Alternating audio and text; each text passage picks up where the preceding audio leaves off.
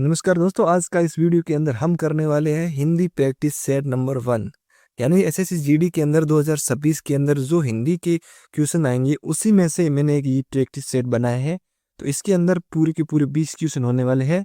तो आप 20 में से कितना राइट कर पा रहे हो ये कॉमेंट करके जरूर बताइए। तो आज के इस वीडियो को शुरू करते। हमारे सामने पहला क्वेश्चन है, निम्नलिखित वाक्य का शुद्ध रूप क्या होगा? वे सब काल चक्र के पहिए के नीचे पिस गए। इसका सही आंसर क्या होने वाला? क्या इसका सही आंसर ये होगा पहले वाला, वे सब काल चक्र में पिस गए, या वे काल चक्र के नीचे पिसता गया, काल चक्र के पहिए के नीचे पिस गए, वे काल चक्र के पहिए के नीचे पिसी गए? तो इसका सही क्या होगा? यहाँ देखो, वे सब काल चक्र पहले ही बोल दिया है तो ये पहिए के नीचे बोलने की जरूरत नहीं थी। प्लस ये जो पिस है ये पिस बड़ा है और इसका पिस कैसे होगा? ये वाला, यानी ऑप्शन नंबर हमारा ए राइट होगा। नेक्स्ट पे चलते हैं, दूसरा क्वेश्चन। नेक्स्ट क्वेश्चन आप सभी के सामने है, निम्नलिखित शब्दों में से कौन सा द्रव्यवाचक संज्ञा शब्द है? द्रव्यवाचक संज्ञा शब्द क्या होती है? जो द्रव्य अवस्था में पाया जाता है। यहाँ पे देखो, कोयला, साहस, सूरज, विद्यार्थी। इसमें से द्रव्य अवस्था में क्या पाया जाता है? वो पाया जाता है, आप सभी को पता है, कोयला। नेक्स्ट पे चलते हैं, दिए गए वाक्यांश के लिए एक शब्द दीजिए जिसका कोई शत्रु पैदा ना हुआ, उसे क्या कहते? क्या अजात शत्रु कहते, बंधु कहते, मित्र कहते, सहसर कहते? तो आपका इसका जो सही आंसर होगा ऑप्शन नंबर ए होगा। नेक्स्ट पे चलते। नेक्स्ट क्वेश्चन है, दिए गए शब्द का प्रयोग शब्द चयन कीजिए। जंगल, जंगल का क्या होता है? क्या उपवन होता है, पत्थर होता है, पेय होता है, या फिर कानन होता है? इसका जो सही आंसर होगा ऑप्शन नंबर डी राइट होगा। नेक्स्ट पे देखो, नेक्स्ट क्वेश्चन आप सभी के सामने है, पाश्चात्य का विलोम शब्द क्या होगा? ए परदेशी, बी प्रासी, सी पूर्वात्य, डी एकार्थक? तो इसका जो सही आंसर होगा ऑप्शन नंबर सी होगा। नेक्स्ट पे चलते, आप सभी के सामने है, दी गए वाक्य को रेखाखंड प्रतिस्थापित करने के लिए सबसे उपयुक्त विकल्प का चयन करिए। रेखाखंड कौन सा? ये वाला, ठीक है, ये रेखाखंड है, इसको बदलना है और इसके स्थान पर कौन सा शब्द है? एक बार इसको पढ़ते। अपनी गलती को समझाते हुए भी वो उसे सुधारते का प्रयास नहीं कर रहा। सुधारते, ये कोई सुधारते कोई शब्द थोड़ा ना है, इसके स्थान पर क्या आना चाहिए? सुधारने का, ठीक है, ऑप्शन नंबर डी, सुधारने का प्रयास नहीं करता। नेक्स्ट पे चलते, सातवां देखो, निम्नलिखित विकल्पों में से एक वाक्य में क्रिया संबंधी अशुद्धि है, उसे पहचानिए। यहाँ पे आप सभी को प्रश्न के अंदर क्रिया संबंधी अशुद्धि कौन सी है उसको पहचान के आपको बताना है। यहाँ पे देखो, पहला, दूसरों के चरित्र पर अकारम, ये क्या है? किसर नहीं डालना सही, ये थोड़ा पहले ही गलत लग रहा है, मुझे लगता है यही होगा। नेक्स्ट वाला देते, कृपया उत्तर शीघ्र दे, राइट है। चोरी करते हुए पकड़े जाने पर उसे घड़ाव पानी पड़ेगा, ये भी सही है। वो लड़का दौड़ता है, ये भी सही है, यानी ऑप्शन नंबर हमारा ए ही गलत होगा। नेक्स्ट भी चलते, आठवां देखो, लाल पीदा होना मुहावरे का सही अर्थ क्या है? ए विरोध करना, बी झूठ बोलना, सी गुस्सा हो जाना, प्रसन्न होना। इसका क्या है? लाल पीला होना का मतलब होता है बहुत गुस्सा होना, ऑप्शन नंबर सी हमारा राइट होगा। नेक्स्ट पे चलते, आप सभी के सामने, जो कुछ लिखा जाए वह साफ और कैसा हो? स्पष्ट हो, धुंधल हो, कठिन हो, मलिन हो? तो इसका जो सही आंसर होगा ऑप्शन नंबर ए होगा। क्या? जो कुछ लिखा जाए वह साफ और स्पष्ट हो।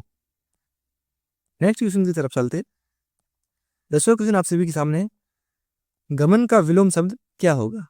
ए जाना, बी चेतन, सी संचल, या डी है आगमन।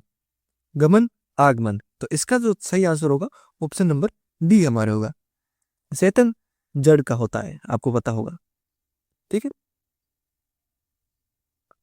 जाना का आना होता है, इस तरीके से, ठीक है। नेक्स्ट क्वेश्चन की तरफ चलते, दी गई वाक्यांश के लिए एक शब्द का चयन कीजिए। यह देखो, जो भविष्य में आने वाला हो, भविष्य में आने वाला उसे क्या बोलते?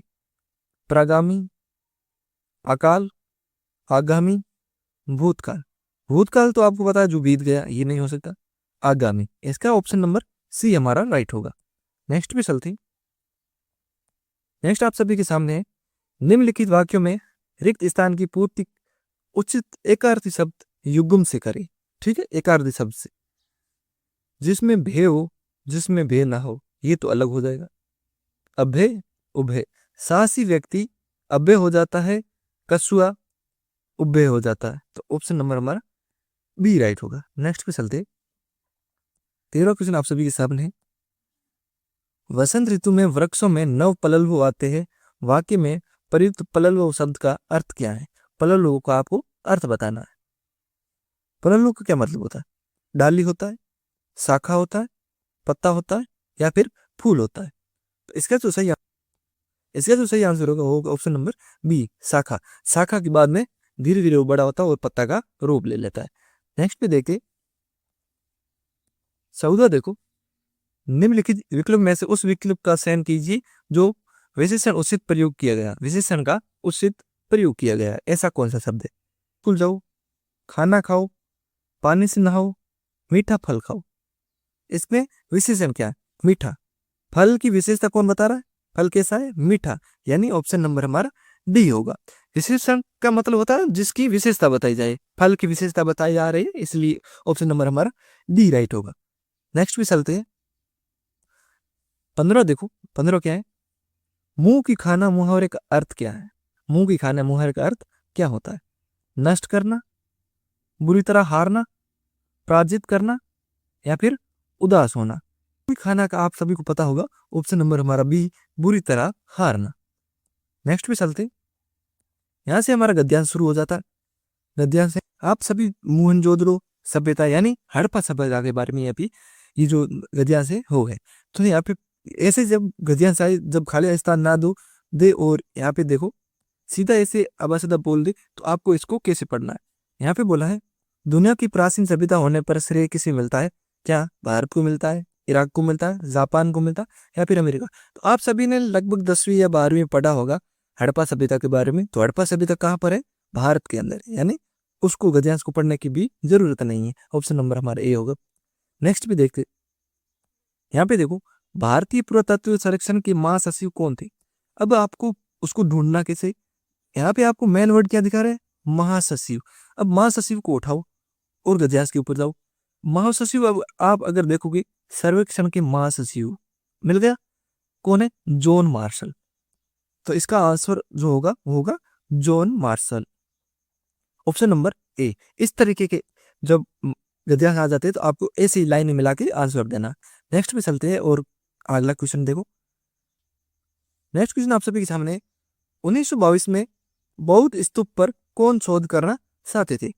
तो इसका आंसर कैसे पता चलेगा? आपको ऑप्शनों को पहले नहीं देखना, पहले आपको जो आंसर आपको पहले देखना है कि क्वेश्चन के अंदर मेन वर्ड क्या है। आपको देखो 1922 और बौद्ध स्तूप, ये मेन वर्ड है। इसको देखो पहले, हम अब गद्यांश में चलेंगे वापस। 1922 आप सभी को पता, अभी पढ़ा आपने, राखाल दास बनर्जी यहाँ आए तब इसी स्तूप की खोजबीन करना चाहते थे, यानी ऑप्शन नंबर हमारा क्या होगा? राखाल दास बनर्जी। कौन सा क्वेश्चन था? 18 क्वेश्चन था, ठीक। हीरा राखाल दास बनर्जी, यानी ऑप्शन नंबर हमारा बी राइट होगा। 1900 क्वेश्चन देखो, 1900 क्वेश्चन की तरफ चलते। ये देखो, स्तूप को कितनी ऊंचाई पर बने चबूतरे पर आकार दिया गया था? अब देखो स्तूप की ऊंचाई, ऊंचाई स्तूप की ऊंचाई यानी ऊंचाई मेन वर्ड है।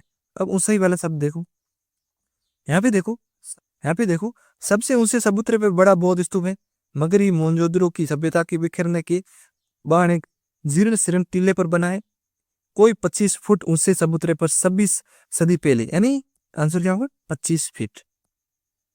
Answer D 25 feet. नेक्स्ट पे चलते हैं, जो लास्ट क्वेश्चन हमारा होने वाला। बड़ा बौद्ध स्तूप कहाँ बनाया गया था? यहाँ पर कहाँ पर स्थित है? पहाड़ पर, नीचे चबूतरे पर, ऊंचे चबूतरे पर, ईंटों की बनी हुई सट्टों पर। तो यहाँ पे आपने पढ़ा, अभी मैं बताता हूँ। सबसे ऊंचे चबूतरे पर बौद्ध स्तूप बना था। किसका बौद्ध स्तूप कहाँ बना था? सबसे ऊंचे चबूतरे, यानी ऊंचे चबूतरे। ऑप्शन नंबर हमारा सी राइट होगा।